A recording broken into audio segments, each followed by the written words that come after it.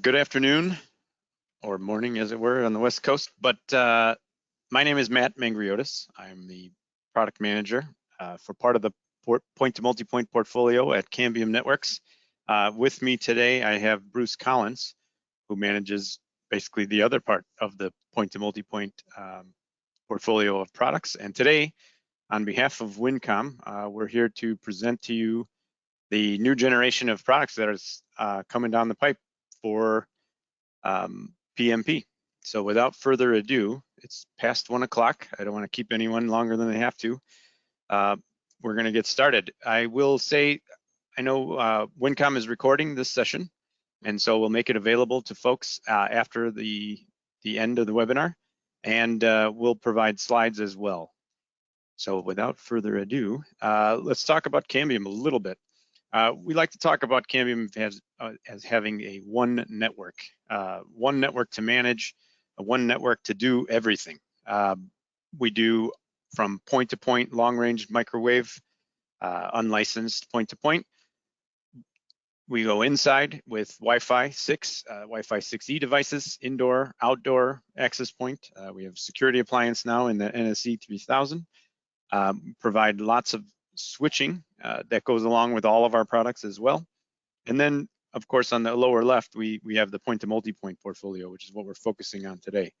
But the point of the one network is that it's all available to operate, to manage, to monitor within one pane of glass. CN Maestro really ties everything together. It allows you to operate your network as if it were one network, regardless of the use case, regardless of the application. Everything is there and easy to manage. So really, when you have a point-to-multipoint network, what are your needs as a network operator? What do you need to do with that network? The goals here for moving forward in time is really to provide more bandwidth.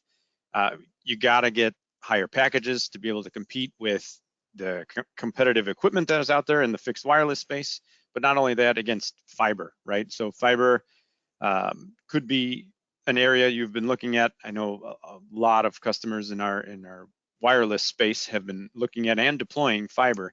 And there's a synergy or a hybrid network that really might make the best use of your time and energy. But with the wireless side, what is it that you need to do? You need to provide more bandwidth.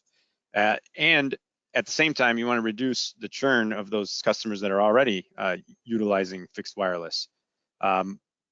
You can create this customer delight by really meeting the requirements or doing what you say you're doing with the quality of experience, with the package size, with the SLA that you're guaranteeing those customers. We would love to reduce the rate of install failure. If you have a guy that you think might be able to come onto your network in a fixed wireless space, and then you get out there and you can't, that's a really expensive mistake to make. And so what we want to do with planning tools is reduce the amount of kind of failed installs. Make sure those truck roll dollars are counting to add new customers to your network. And then we're leveraging here some new spectrum. We'll talk a lot about the 6 gigahertz spectrum and what that means to the customer base. It allows you to reach more customers, better range. All kinds of that stuff is allowed by 6 gigahertz being made available in the commercial market. And my take on this also is make your investments work better for you. Make them work harder for you. You've made investments in Cambium before, perhaps. Try to leverage those investments and keep using that. And that's a majority of what I'm going to cover at the beginning here. Is how do we leverage those existing deployments? How do you add more customers? How do you reach farther? Reduce churn and increase bandwidth. We have a program in place in the middle of it right now called 30-30-30. And what does that mean? It means first, we're improving or have now improved the sector capacity of the 450 platform by 30+%, right around the 35% for most people. And how we got there is a couple of key features. One of them is multiple groups per frame, and the other is downlink slot optimization, or the addition of another downlink slot in every frame. And so with release 22.1, which is our latest software release that was out in last month, we're now enjoying 30% improvement on sector capacity simply from these the latest software updates.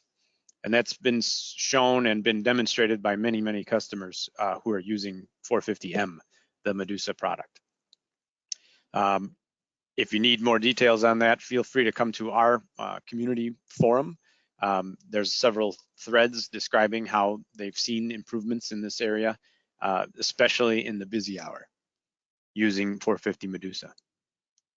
The second 30 is about enhancing range, and we can do this by adding larger antennas to our 450B connectorized device.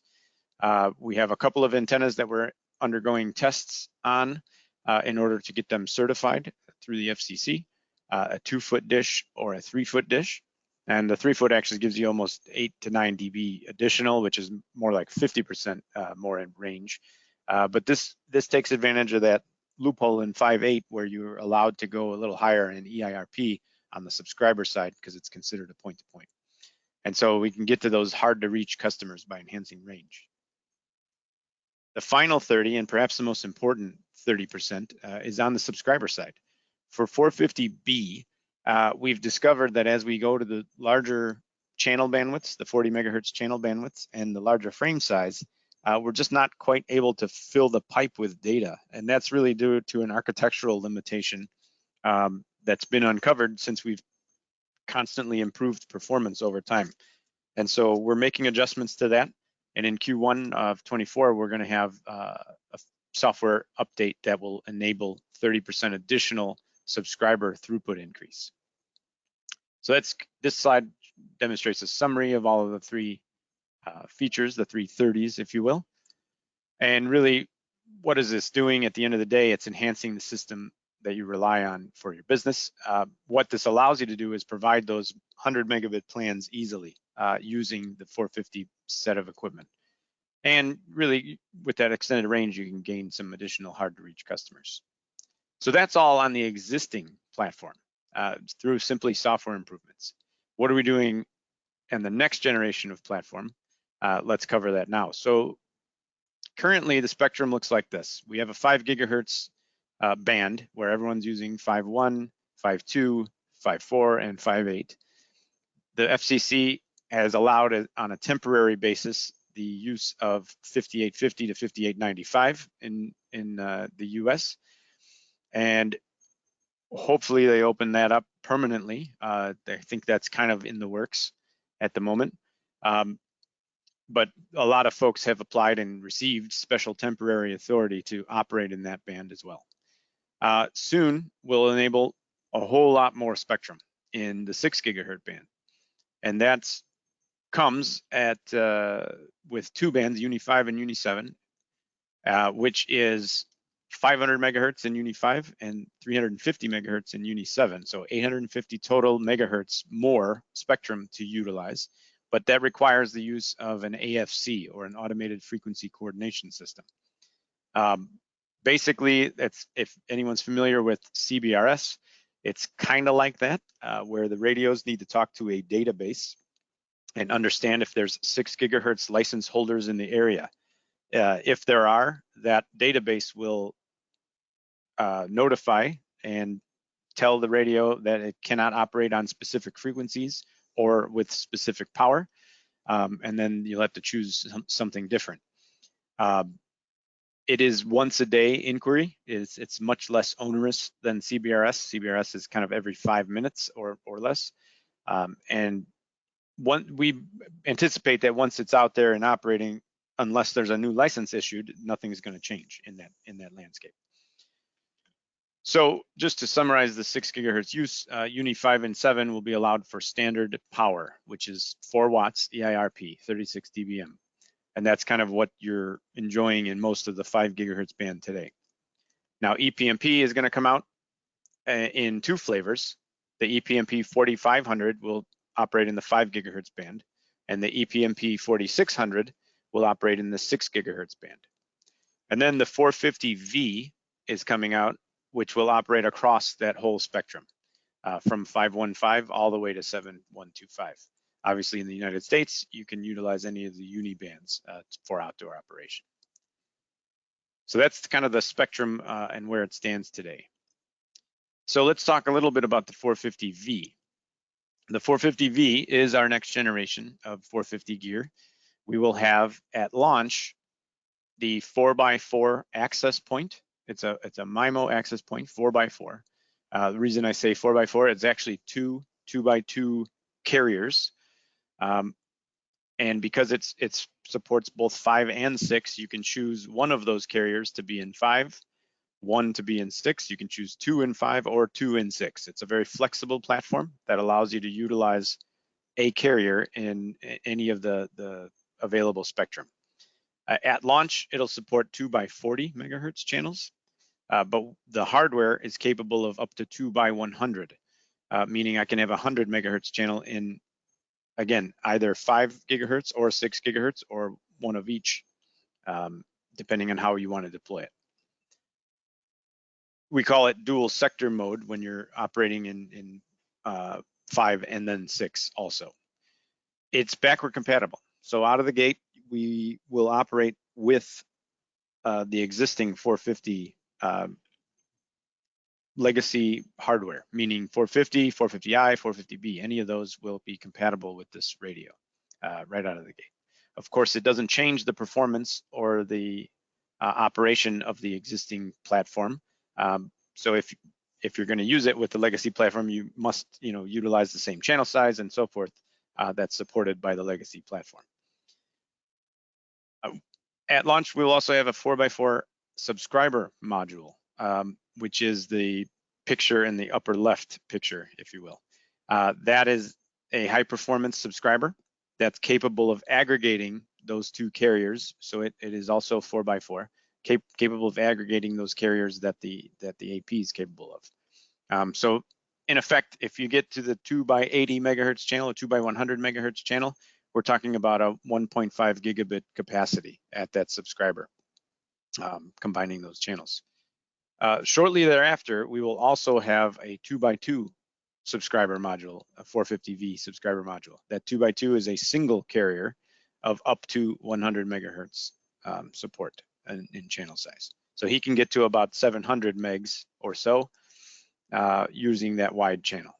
And that's, again, you'll have to choose a frequency to operate on. It's a single carrier. If there are any questions, feel free to put them in the chat or in the question box rather, and then I'll be able to see them. And then we can go ahead and answer those questions towards the end of the webinar. I forgot to mention that at the beginning.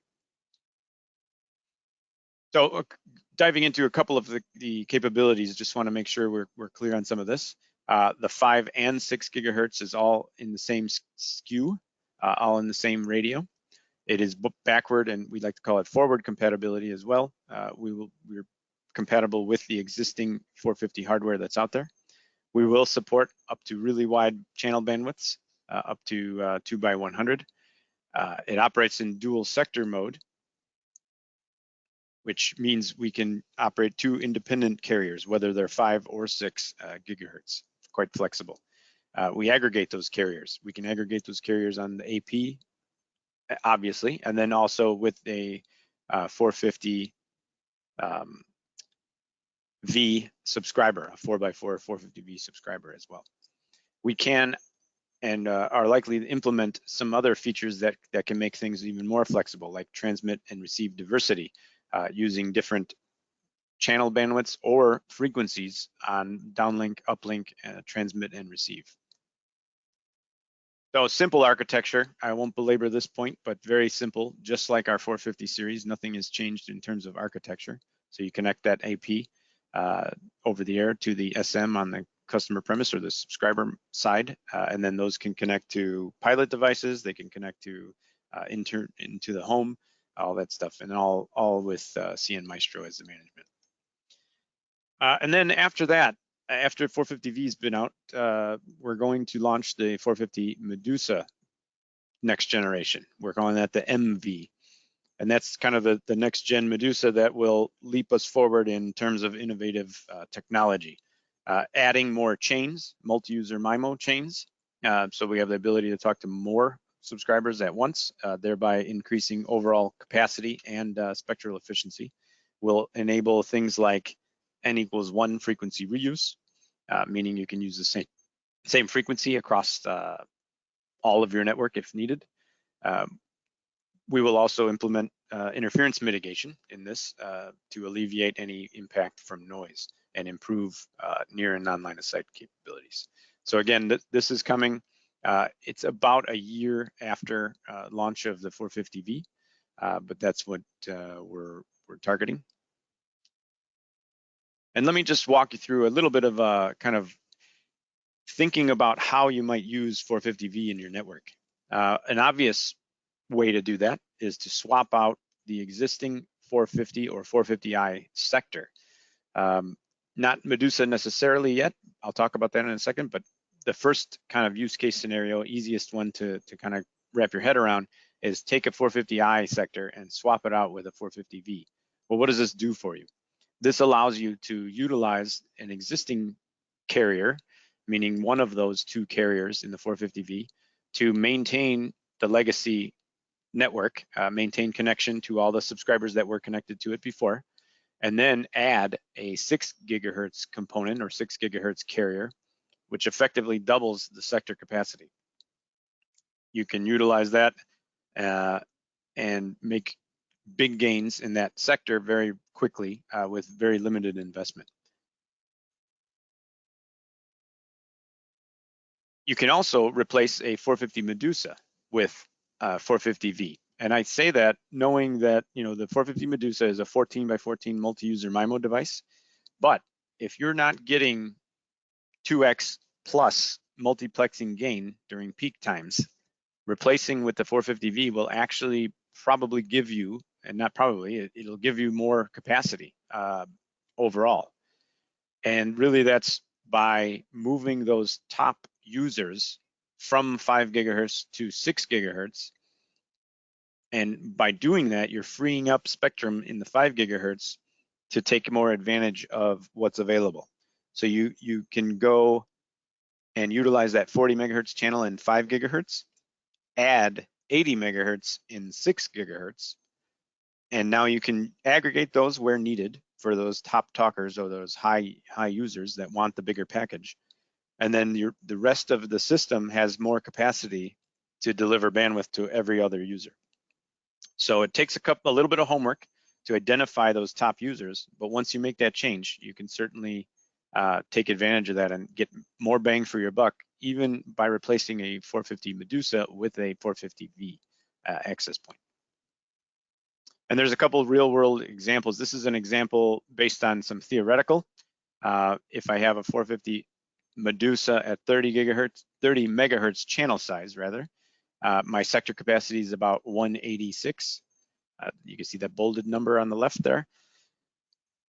When I go and replace it with a 450V, I take that total capacity and I'm increasing it by about almost 200 megabits. And that's because I can move those top users to the 80 megahertz of 6 gigahertz spectrum and then have a bunch more spectrum, bunch more capacity available to deliver to all the rest of them. And we did this with a real world example that we have a lot of intimate knowledge of the sector out there, where there's 40 SMs on a Medusa today doing about 130 megs of throughput. And by replacing with a 450V access point and utilizing that additional 6 gigahertz spectrum, we now have 234 megabits of data, nearly double what we had before. So that's a real life example based on field data. Again, just to summarize, if you have a Medusa that multiplexing gain is greater than 2x, you can actually overlay with a 450V and provide higher tier plans. You configure 80 megahertz and replace the high services, the guys that use the most with the 450V SMs, and then configure all that spectrum on the 450V AP. That's how you overlay with the Medusa. So to summarize kind of the SM side of things, you get about 2x the throughput. And I say nearly, I wanna make sure I'm clear on this. I say nearly 2x the throughput if you can maintain that 5 gigahertz channel, add a 6 gigahertz channel, you can get nearly 2x, because the EIRP limits in 6 gigahertz are slightly worse than they are in 5 gigahertz. There's a little bit of power spectral density to factor in there. So it's almost 2x. It's not quite 2x. You can expand and use 6 gigahertz only. So you can use both of the 40 megahertz carriers in 6 gigahertz and double the throughput of what you could do in 450B. And then once we allow bigger channels in 6 gigahertz, you actually get about 3x the throughput by utilizing those wider channels. So lots of ways to improve your networks by upgrading to 450V as soon as that becomes available. And at this point, I'm going to turn it over to Bruce to talk about the ePMP series. All right, thanks, Matt. Hey, there's one quick question in the window. If you want to take that one, or I can read it out to you. Yeah, let me expand it. Hang on. Basically, just looking for. When. Gotcha. We're planning on getting the beta, some beta customers out in the field before November. And then full launch, we're expecting in Q1. We are trying to pull that in, so keep an eye on that. That date may shift a little bit. We're trying to pull that into 2023 still. But as of right now, I would say it's early Q1 for full commercial launch. All right, well, thanks, Matt. Yep. As Matt said at the beginning, this is Bruce Collins here. I'm a product manager at Cambium as well. I look after the ePMP platform as well as 60 gigahertz and licensed microwave. So if you have questions on those, we can always cover those topics as well. But what I'm going to focus on today is ePMP access networks, specifically the new platform, which we call the 4000 series. But those of you that might not be familiar with ePMP, this product has been around for about, I think it's coming up on 11 years now. And it has been, we're as we mentioned, 4000 series, so this is the 4th generation of the ePMP access networks. And we really focus on, high capacity. You'll see that we've got the synchronization, 3-year warranty. Many of these things are consistent between the 450 and the ePMP as far as the investment protection and everything. But I'm going to kind of focus in on some of the specifics around ePMP. So go ahead, Matt. So we are introducing 2 new platforms. One that covers 5 gigahertz. We call that the 4500 series, and then one that covers 6 gigahertz. We call that the 4600 series. And you'll see the capacities have significantly increased here with the latest technology. So we're going up to 3 gigabits per second on the 5 gigahertz spectrum, and up to 4 gig in the 6 gigahertz spectrum. And the way that that's being accomplished relative to the 3000 series is this is an 8x8 MU-MIMO on the 5 gig, and it's 4x4 on 6 gig, but we're adding higher modulation and wider channels. And as Matt mentioned, on 6 gigahertz, this really is a key moment in fixed wireless industry in the US and soon to be around the world, when we're opening up, or the FCC is opening up 850 megahertz of new spectrum. So we expect that spectrum to be clean. We expect it to be very high performance because of that. And we expect service providers to be able to offer higher service packages. So whether you're trying to offer the definition of broadband 100 down by 25 up, or if you want to go higher, like 300 by 300 symmetrical, or I'll show you some test results here to even show how you might even get to a gigabit or more using this technology. So again, keep in your mind that there's 2 platforms here, 5 gig and 6 gig, and you can move on to the next slide. So what is new in this platform is that it does, I talked about the higher capacity. We also will get into how you can deliver more than a gigabit per second to each home or business that you're serving. This does leverage the 6 gig spectrum, which does require that AFC. One thing to point out on that, just a subtle point, but when you are deploying in 6 gig, you must have a GPS receiver on every radio, both SMs and APs. That's a rule that the FCC has settled on with 6 gigahertz. So that is a requirement. Just put that in the back of your head is down the road here. The new technologies, though, are really what's driving the performance. So you'll see references here to OFDMA, which helps with small packet size performance and some reflective type environments. You'll see uplink MU-MIMO. So where traditionally ePMP only had MU-MIMO in the downlink direction, now you get that benefit in the uplink as well. And that's really useful where you start to have more customers working from home during the day. You have even more demand in the busy hour in the evening when everyone's watching and streaming video. Having uplink MU-MIMO helps with that uplink performance. I've got a slide later on Smart QoS. We'll talk about that later. And then the other technology increase really is as technology has moved on, you'll see a migration from 256 QAM to 1024 QAM, and now even on the 6 gig platform, we can support 4096 QAM or 4K QAM in up to 160 meg channels. So the performance of these platforms just continues to go up that ramp. What is the same if you've been deploying ePMP is that it's the same error interface. So that means we have this scalable TDD synchronization, the error fairness, which makes sure that one low performing subscriber doesn't sort of dominate the spectrum. We support both PTP and PMP. So there's lots of great performance, even as a point-to-point link. If you're trying to serve an enterprise customer and you want to give them a couple of gigabits per second, you can do that with our point-to-point solution. I'll talk a little bit later about some of the tools like CN Maestro, Link Planner, and CN Heat that are all common across both 450 and ePMP platform. But of course, if you're used to using ePMP firmware, it'll all look very familiar. All you're going to get is higher speeds when you run a speed test and more channel options and channel widths to select from, and you still get that 3-year warranty. So really, if you're coming from ePMP, this is a big step up in performance from the 3000 to the 4000 series. If you're net new to ePMP, I think when you experience the capacities and the performance here, you'll be pretty impressed. So you can go to the next slide, Matt. So a couple of examples of some field testing. So, and to give a sense of where this is at, the 5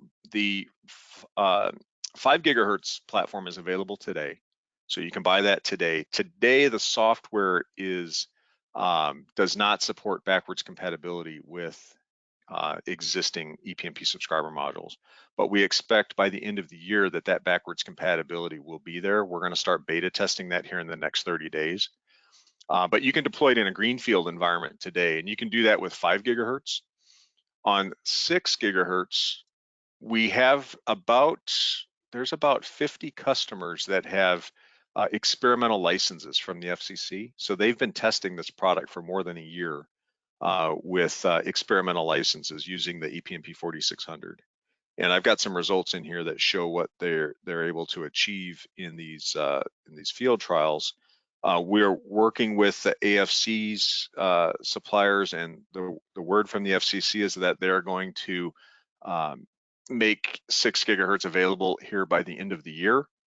And when that becomes available, we're basically first in line for testing at the FCC labs, and we expect to be ready when they launch. As I said, we've shipped thousands of subscriber modules and hundreds of access points to support these experimental licenses in these trials.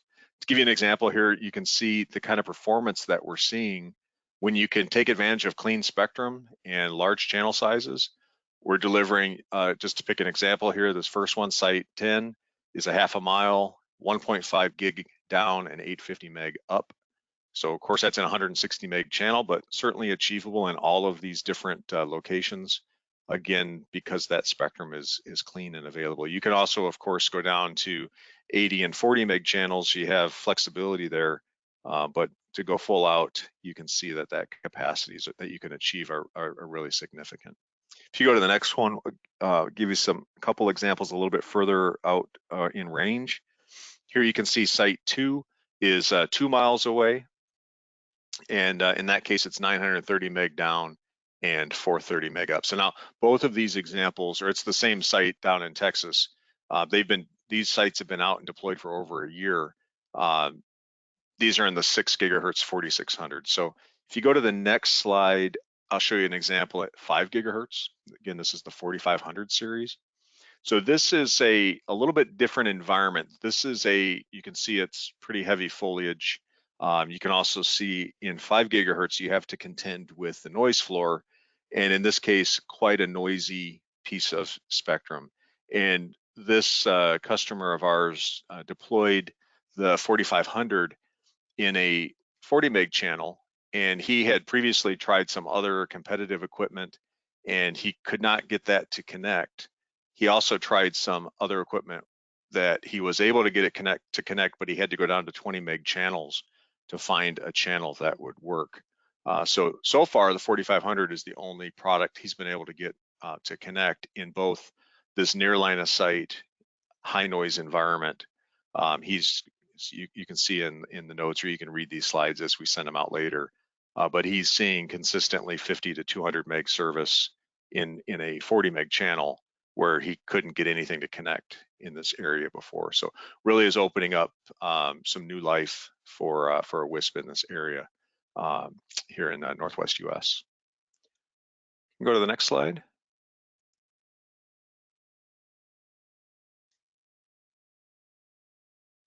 So I included this slide in the deck just as kind of a reference. So when you come back and look at the slide later, you get kind of a summary sheet.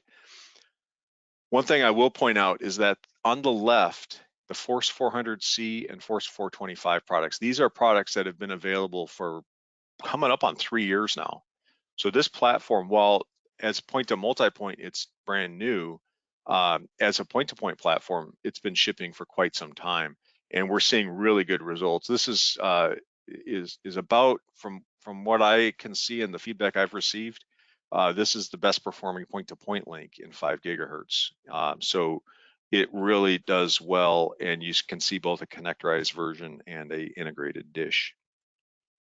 So that's been available for quite some time. Now, if you look at the new platform, which is also available today, we just started shipping this back in, I believe North America here in the channel, we started receiving these here in the last month or so. What you'll see on the right-hand side of this table is 2 different access points. There's the 4500, which is our 8x8 MU-MIMO, and then its little brother is the 4500L, which is a 2x2 MIMO, very similar to the 3000L if you're familiar with the ePMP portfolio. And then we have 2 subscriber modules. One is, well, in North America, there's just one option. You've got the 4525 that will be FCC approved, and that comes with that integrated dish. Down the road, there'll be some other form factors we'll be adding. But as of now, we see most people wanting to put the big dish on these just so that they can get narrower beam and better range, higher modulation. It's just all in all better in 5 gigahertz to use that dish antenna. You can go to the next slide, Matt. So similarly on 5 gigahertz, we have a set of products. Now on 6 gigahertz, there's this set of products. In this case, again, you'll see 2 access points. The 4600 is a 4x4, and it covers, you can see that full 6 gigahertz spectrum. Keep an eye out for some of the competitor products that only go up to 6.4. This one actually covers the entire new spectrum that's being released by the FCC. And then it will also have a 2x2 4600L, so a little brother. So if you have sort of a micro pop or a lower density area, you can support that as well. And then 2 different access points. The 4625 is the integrated dish. Note that one you do have to add. I remember I asked you to put that in the back of your mind that you'll need a GPS receiver. This is that 4625 that you'll need to have that external GPS receiver in order to make it work with the AFC when that comes online. If you want the highest performance, and this is really a great product for point-to-point, is the Force 4600C. It's all the way on the left of the table. This is the product that does 4K QAM. It does 160 meg channels.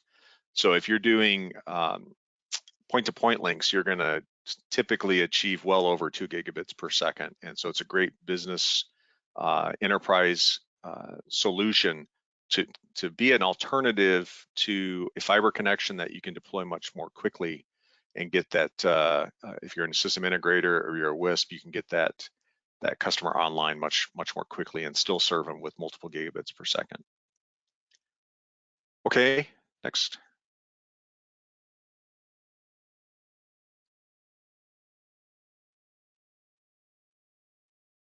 Sorry, Bruce, lost control of the Don't worry. slides. No worries. Just There. wait for it. There it goes. Perfect. Okay. So these again, I won't go into entire detail, but I do want to point out that the ePMP 3000 is quite an active product. So when we talk about the 4500 and the 4600 being the new stuff, we see that living alongside the 3000 for some time to come. So each has sort of a price point in the price performance curve.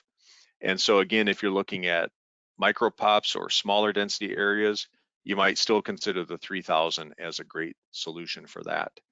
And to that end, we have today 2 different software lines, one that is supporting the 3000 and prior. So this is 4.7, the latest release. We support things like this flexible frame, which gives you sort of high flexibility if you have really dynamically changing payloads. We'll talk about Smart QoS, I think, on the next slide, but that's a feature that we've added just recently on the 3000 access point. And then a significant number of improvements and fixes that we will continue to support this well into the future with software updates. But the current version is 4.7. I mean, go to the next slide, Matt, which I think is on the, yeah, so this is the Smart QoS feature. This feature is on the ePMP 3000 now if you have 4.7 software release. It's also available on both the 4500 and the 4600. So this feature is available across the ePMP platform now. What this allows you to do is it looks at the traffic flowing through your access point, and it gives you 2 things. One, it gives you a visualization of what kind of traffic is flowing. So you can see how much of your traffic is live streaming, is video streaming, is gaming, lower priority stuff like file transfers. You can see that split in a nice graph there. And then you can go a step further and you can start to place different categories or specific applications into the different priority queues in the access point. So you can take, for example, if I wanted to put live streaming and I wanted to make that high priority and I want everything else to be lower priority, of course, keeping my voice in the VoIP, VoIP in the VoIP category. You can start to separate the traffic in different applications into different QoS queues. And so it's really a nice feature in both the visualization and the actual improvement that you get in QoS. So again, that's available in all of these ePMP platforms. So you can go to the next, Matt. This just summarizes that on the 4000 series, there is a different firmware load. So this is, if you remember, 4.7 is for the 3000 series, the 5.x line is for the 4000. And probably sometime in 2024, we'll merge these back into a single single product or a single software load. But what you'll see here is that what's coming in 4th quarter is 2 significant things: TDD synchronization, which will allow scaling up further. The state of play today is that we have a lab set up here in our offices outside of Chicago with 100 nodes connected to an access point. So 4,500 talking to 100 SMs. And things are looking really good. There's a few little bugs we're trying to knock out. And then we expect to start beta on that here in the next 30 days. And then go to full production release on this firmware by the end of the year. So that's kind of a state of play. If you want to deploy this greenfield and you're going to go up to maybe 15 or 20 subscribers, you're good to go with the product as it is today.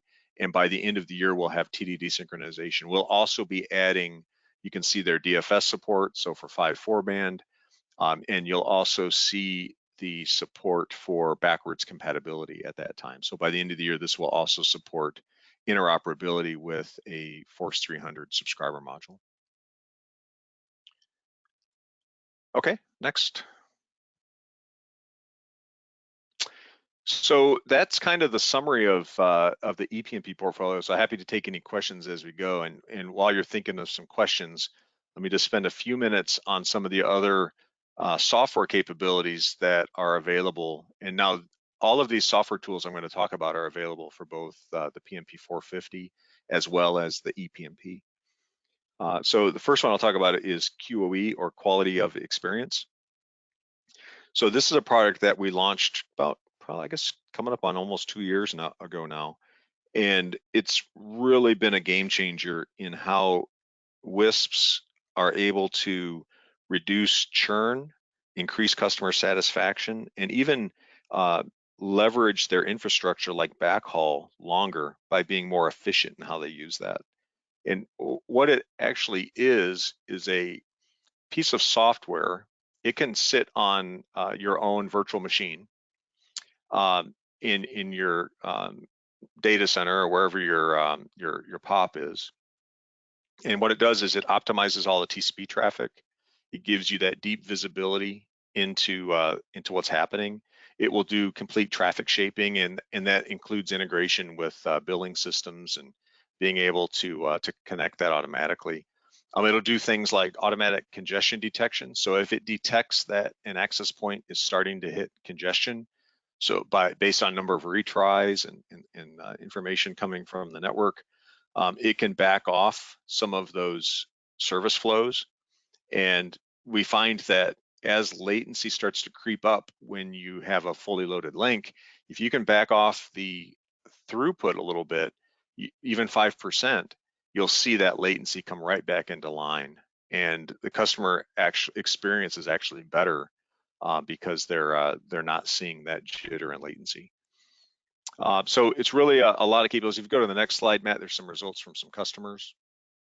So here you can see, traffic gets accelerated. We have first quote there is customer complaints dropped by 50%.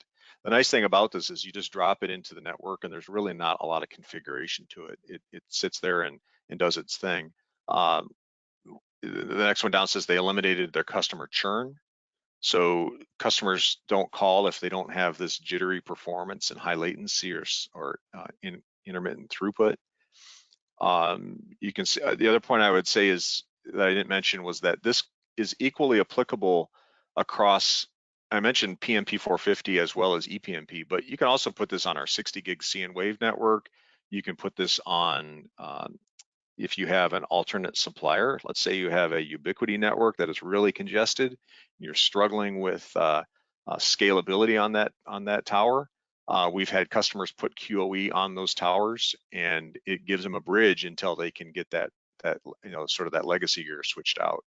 So it's a nice solution there, and it also works with fiber networks as well. So it's really agnostic of the access technology, although we are working on some improvements to make it more tied into the Cambium radios. You can certainly use it with any access network.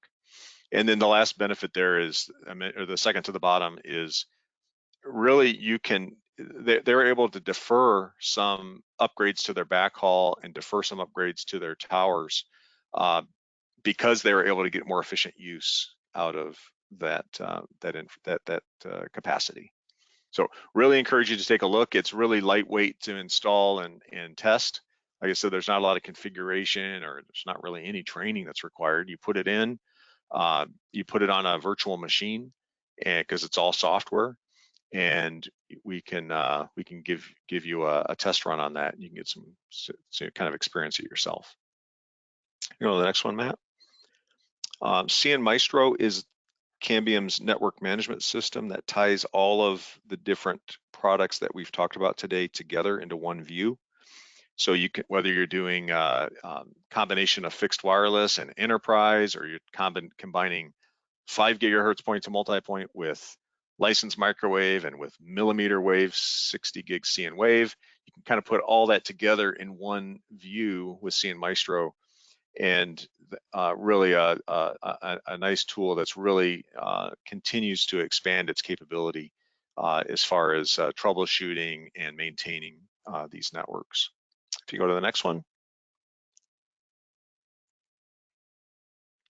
And then on the planning side, if if any of you have been a Cambium customer in the past, you're probably familiar with Link Planner. Link Planner is a long-time tool that is really I still think it's state of the art in the industry as far as accuracy, completeness, being able to give so many different what-if scenarios within one tool. The news on that is it's moving to a web interface from a client that you install on your laptop or computer. You can now run this straight off of a web page in the cloud.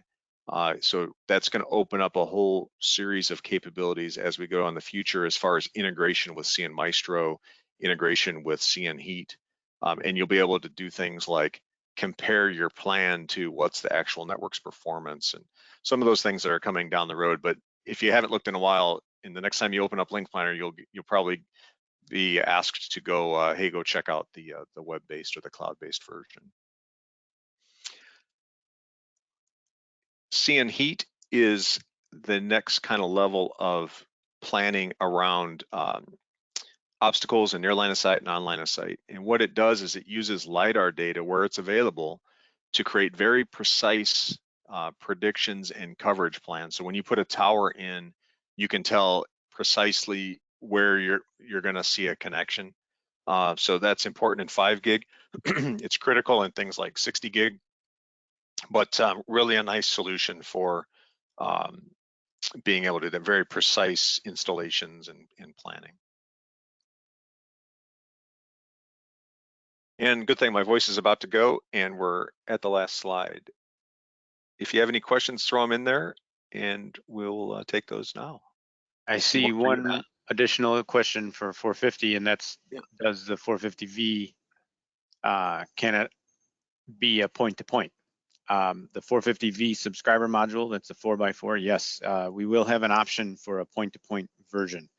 That may not be there day one, but it is certainly in the plan. So we will have an option for that.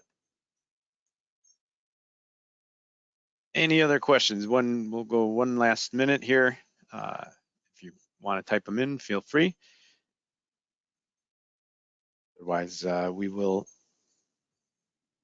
Oh, there's one more. So it's a question about range of 450 versus ePMP in 6 gigahertz, and the range will be largely similar between the two products because the EIRP limit is 36 dBm. No matter what kind of product you're using, at standard power, that's the most you can do. So range-wise, will be very similar. Both products can meet that EIRP maximum. Yeah, it looks like the next one is about the ePMP 4500 or the 5 gigahertz version. And when is it going to be available worldwide? So as I mentioned, it is available in the US today. It's available in many parts of the world today. It will kind of depend on the country that you're deploying in. For example, we have the ability to deploy this, and we have approvals in places like Mexico, most of Eastern Europe, parts of Africa, Australia, New Zealand is already done. But it kind of depends on which country you're in. And the other key area is the EU. We are expecting the EU final approval here really momentarily. The 4500 is done, and the 4525L should be ready to go here in the next week or so. We're really close on that one as well. So pretty much wherever you are, we can support you. If you have a specific question, just reach out, or you can maybe drop it in the chat here, and we can comment on that specific country. There's one more question that I think probably they're both your products. I would answer it in a certain way, but I'll let you go ahead and answer that one. Okay, great. So yeah, the question is, how does the 6 gigahertz availability affect the 60 gigahertz spectrum in the product lines?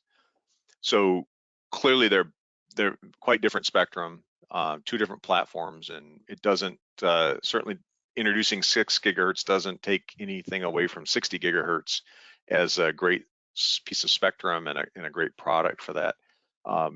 30 seconds on our 60 gigahertz platform is that it offers multiple gigabits per second. It's also clean spectrum because it's typically deployed very narrow channel bandwidths and shorter distances. You can also do distributed networks, so we do things like distributed mesh, and you can inject multiple fiber points into a mesh, so you can really scale up capacity in a very dense area even faster than you can with 6 gigahertz. So, as an example, in an RV park where you have 800 customers in a couple square miles, you can deploy that using a distributed mesh and handle that density better than you could by sticking a tower up at a high point with 6 gigahertz. So short answer is I see applications for both. Like I said, the other benefit of 60 gig is it doesn't interfere with 5 gig or 6 gig now, and it doesn't get interfered with by those. So you can kind of do some spectrum diversity in your deployment. And we see people deploying 60 gig all over from municipality applications and things like traffic control and lighting and Wi-Fi access, CCTV. So there's a whole other kind of set of applications for 60 gig as well. So hope that answers the question. If not, please add on. Oh, we took a little more time than I anticipated, but we're still within the hour. Thank everyone for joining, and look forward to continued conversations. Thanks very much.